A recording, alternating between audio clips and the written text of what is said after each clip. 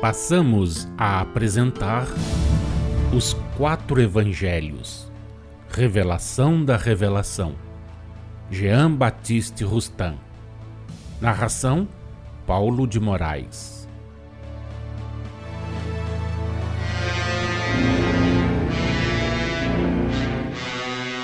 Evangelho de Jesus, segundo Mateus, capítulo 17, versículos 22 e 23. Evangelho de Jesus, segundo Marcos, capítulo 9, versículos 30 a 32. Evangelho de Jesus, segundo Lucas, capítulo 9, versículos 43 a 45. De novo, Jesus prediz sua morte e ressurreição. Tendo partido dali, passaram para a Galileia, e Jesus não queria que alguém o soubesse, pois ensinava a seus discípulos e lhes dizia: O Filho do Homem será entregue às mãos dos homens, e lhe tirarão a vida, e depois de morto, ressuscitará ao terceiro dia.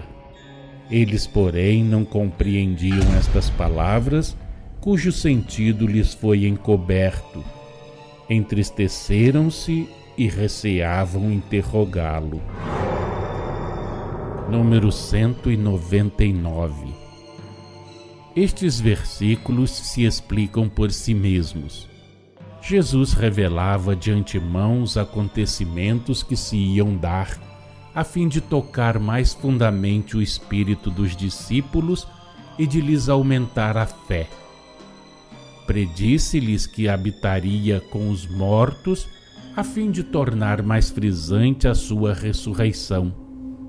Aquelas não eram, de fato, para os discípulos, homens ignorantes, mas devotados, palavras cobertas com o véu do luto. O que compreenderam foi que o Mestre se preparava para morrer. A ressurreição não era um problema que eles se propusessem a resolver. Consideravam-na fato tão extraordinário que não se detiveram um instante sequer procurando compreender como poderia Jesus passar 3 dias longe deles. Acabamos de dizer, falando dos discípulos, homens ignorantes, mas devotados. Notai que não dissemos espíritos ignorantes. É que, conquanto fossem espíritos elevados em missão, experimentavam os efeitos da lei da encarnação, suportando a que haviam escolhido.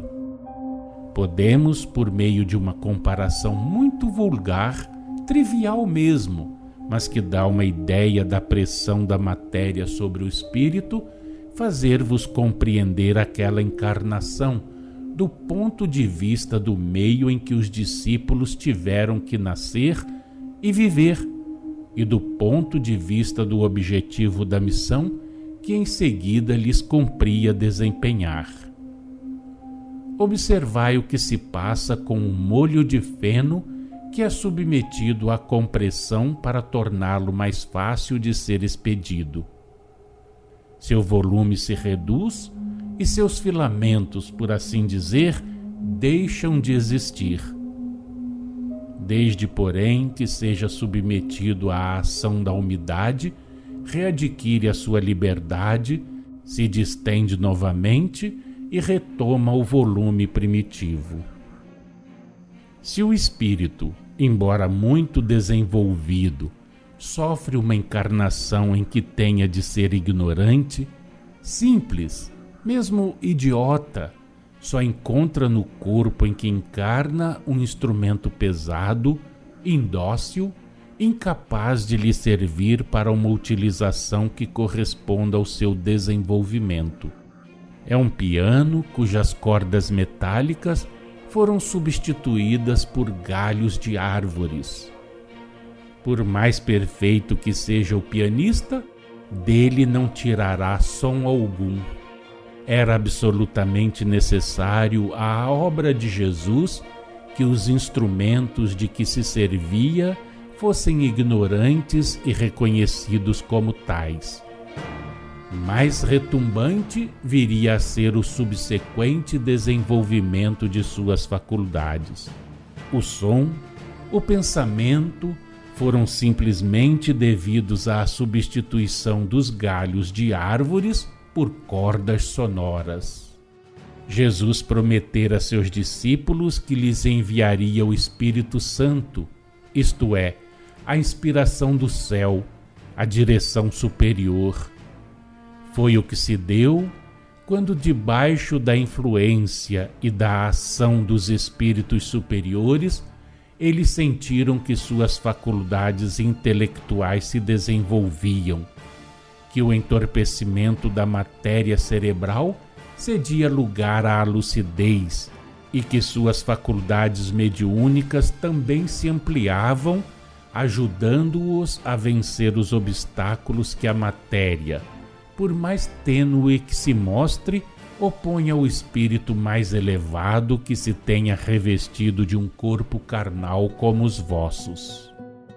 Além do fluido vital que circula nas veias, misturado ao sangue, influindo nas suas qualidades e, por conseguinte, na organização humana, além do fluido nervoso que serve para imprimir elasticidade aos músculos, aos nervos, às articulações, auxiliando o movimento da máquina organizada, existe ainda no homem o fluido espiritual que serve para o desenvolvimento da inteligência, envolvendo a matéria cerebral que recebe as inspirações e tornando-a mais ou menos flexível, mais ou menos apta a recolher essas impressões e a conservá-las.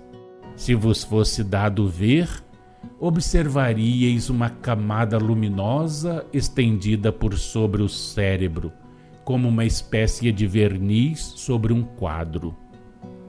É nessa camada de fluido que nós executamos o trabalho de vos transmitir os pensamentos, trabalho de que resulta para vós a inspiração, e que, indo afetar consecutivamente o fluido vital e o fluido nervoso, produz as mediunidades psicográfica e psicofônica.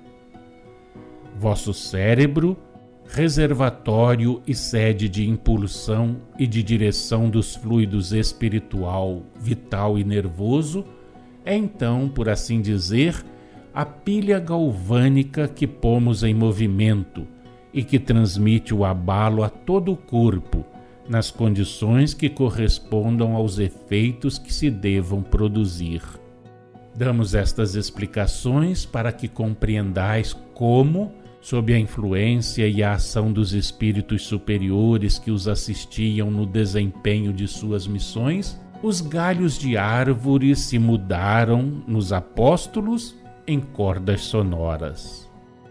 Os discípulos ficaram profundamente contristados, mas não entendiam coisa alguma das palavras de Jesus, tão ocultas lhes eram elas que não as compreendiam e receavam interrogá-lo. É o que diz o evangelista. Eles não compreenderam senão uma coisa: que corriam risco de perder o Mestre bem-amado.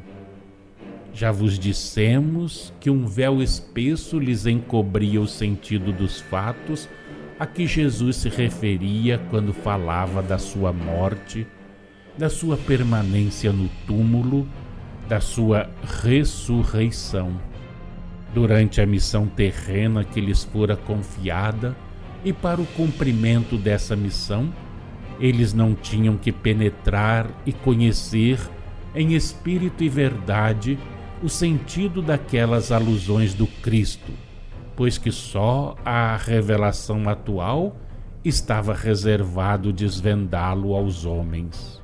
Ficaram profundamente contristados porque acreditavam, como era mister que acreditassem, que Jesus pertencia à humanidade terrena pelo invólucro corpóreo. que, portanto, sofreria realmente fisicamente as dores, as torturas e o suplício de uma morte real, material, violenta. As palavras de Jesus, tão ocultas lhes eram que eles não as compreendiam.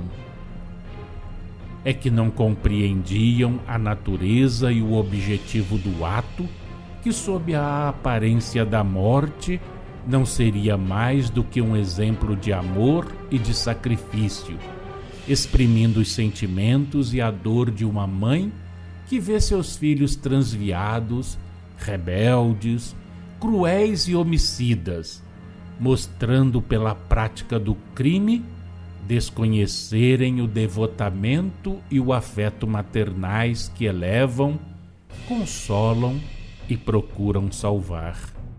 Receavam interrogar a Jesus porque a ressurreição quase instantânea, após uma morte que a seus olhos seria real, material, lhes povoava de dúvidas os espíritos quanto à possibilidade de tal fato, mesmo como um milagre.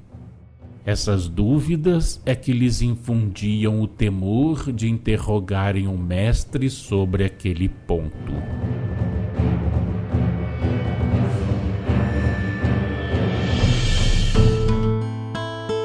Acompanhe no próximo programa mais um trecho de Os Quatro Evangelhos, Revelação da Revelação, Jean Baptiste Rustin.